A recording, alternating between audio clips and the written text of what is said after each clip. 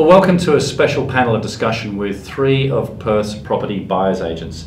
From left to right, we have Oscar de Souza, who has decades of experience in running real estate and now heads up Help You Buy Real Estate.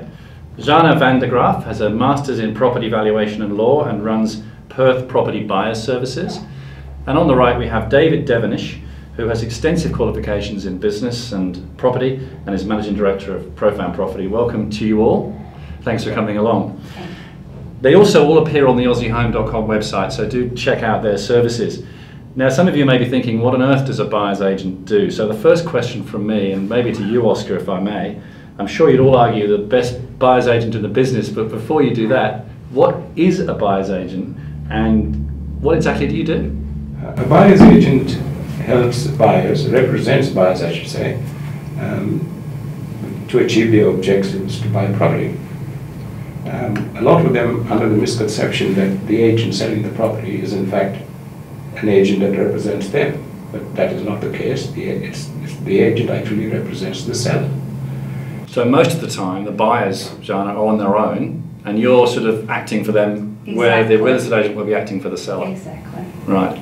Yes, basically we are there to negotiate the best possible outcome for the buyer. Right. The selling agent, as Oscar has said, he represents the buyer's interest, no, the seller's interest. However,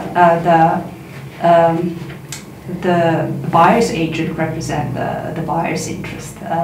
So basically we level the playing field for right. the buyer, real estate playing field. They are there on their own. David? I keep it pretty, I agree with all that. In essence, I see that a buyer's agent reduces risk. Yeah. They save a buyer a huge amount of time through all the running around in the market. That's the job that we principally do. Yeah. And they reduce risk and reduce price too. Yeah. I mean, at the end of the day, we're trying to save clients money. So reduced risk, reduced wasted time and saving money. Now, it's not so commonly known, I think, that buyer's agents even exist in WA. It's more common over east, would that be the sense? And yeah. when and where should buyers use you? All the time, or? Well, it's certainly more prevalent over east, I suspect, because far more properties are auctioned. Right. And therefore buyers sort of have a lesser understanding or perhaps a lesser ability to negotiate one-on-one with a vendor. You've got to go along to an auction and stick your hand up and hope for the best. So getting representation prior to an auction to give you an idea as to what a property is worth is often done in the east. But it's a growing phenomenon in Perth. Gradually real estate selling agents are understanding that buyer agents are not threatening and were there ultimately to facilitate a transaction, but just making sure that the buyer is properly represented. Right. Buyer agencies were prevalent earlier as well, but more in the commercial field.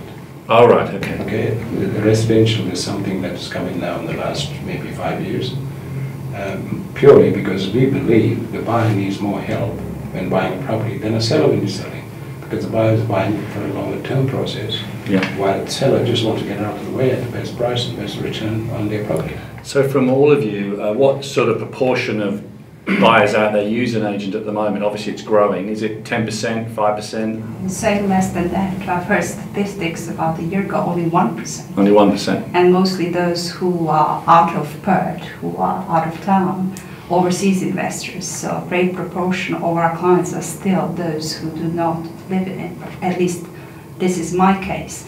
Obviously for them a buyer's agent is a good choice because they can save great expense of time and money when buying. But there are more and more people who are in Perth who have specific property requirements, very little time on their hands to search, and yes, there is... what sort of common mistakes are made by buyers therefore? 99 out of 100 deals, buyers are out there on their own, searching on the net, looking through the home opens, etc., trying to negotiate with the real estate agents who are the professionals. What common mistakes have you seen from them? The fundamental thing when people are buying initially, it's the emotion. Right. And when that emotion is there, they cannot see a lot of things someone will see objectively without the emotion. So we really believe buyers can only benefit by having someone independent representing them. Cool and rational and calm. Yeah. Yeah, so it's the emotive aspect really really is the big issue, and buying on information that might be coming from sources that are not necessarily in the buyer's best interest, and therefore buying on emotion rather than fact.